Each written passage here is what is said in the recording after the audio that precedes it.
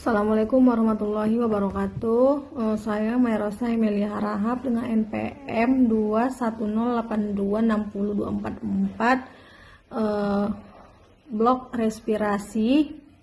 Baik, di sini saya akan menjelaskan tentang apa itu efusi pleura. Saya mulai dari definisinya sendiri.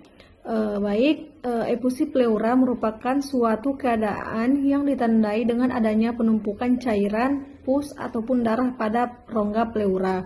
Untuk etiologinya sendiri atau penyebabnya, yaitu untuk efusi pleura transudatif, yaitu sirosis hati, gagal jantung kongestif, emboli paru, dan penyakit intraabdominal. Kemudian untuk efusi pleura eksudatif, yaitu neoplasma, infeksi, penyakit jaringan ikat, atau penyakit intraabdominal. Kemudian efusi pleura hemorrhagic, yaitu faktor risikonya adanya riwayat hipertensi, merokok, mengonsumsi minuman beralkohol.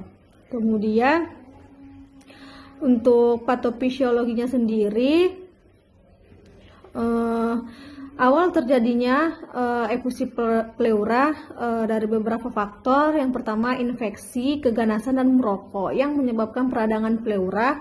Kemudian gagal jantung kongestif, yaitu gangguan keseimbangan cairan, dan penyakit hati, ginjal, dan hipoproteinemia, yaitu meningkatkan permeabilitas kapiler.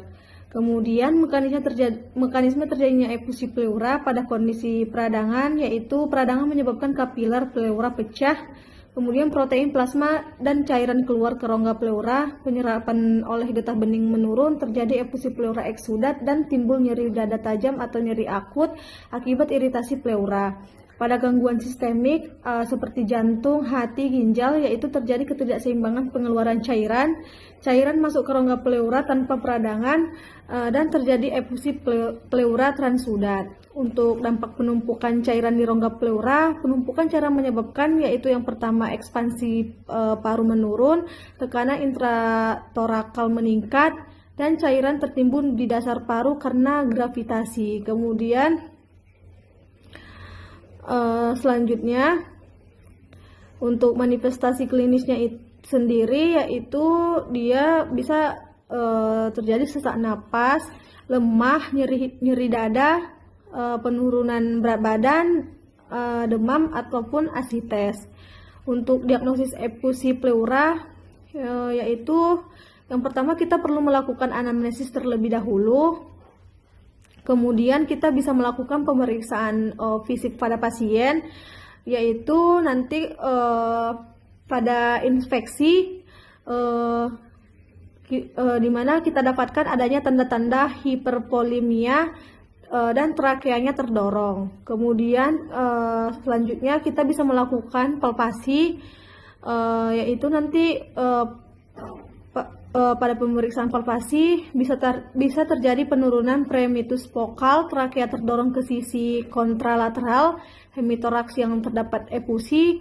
Kemudian untuk selanjutnya kita perlu melakukan pemeriksaan perkusi, yaitu nanti didapatkan pekak pada hemitoraks yang terjadi efusi, shifting dullness bila terdapat asites.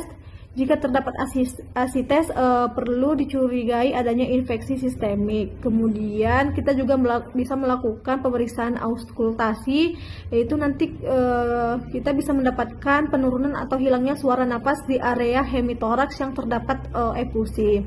Kemudian selanjutnya, untuk pemeriksaan penunjang dari efusi pleura, kita bisa melakukan pemeriksaan penunjang fototoraks, yaitu nanti terdapat tampak meniskus sign positif. Kemudian kita bisa melakukan pemeriksaan torasentesis, yaitu untuk melihat penyebabnya. Kemudian kita bisa melakukan pemeriksaan darah lengkap untuk melihat adanya tanda-tanda infeksi.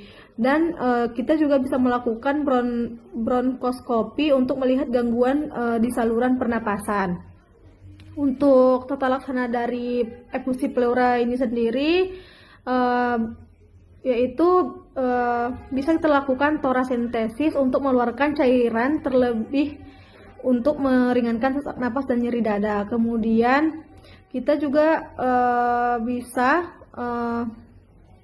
melakukan chest tube untuk pemasangan kateter pada rongga pleura untuk mengeluarkan cairan dari pleura. Kemudian bisa juga kita melakukan operasi apabila beberapa cara tadi tidak efektif, dapat dilakukan pengangkatan jaringan pada rongga dada yang diduga penyebab efusi pleura.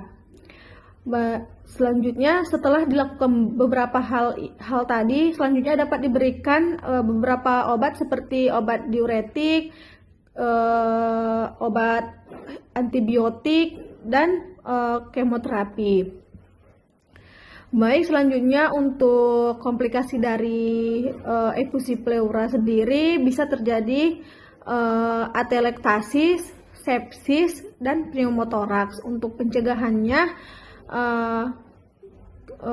kita bisa mengedukasikan untuk stop minuman beralkohol, kemudian stop merokok, dan mengurangi stres.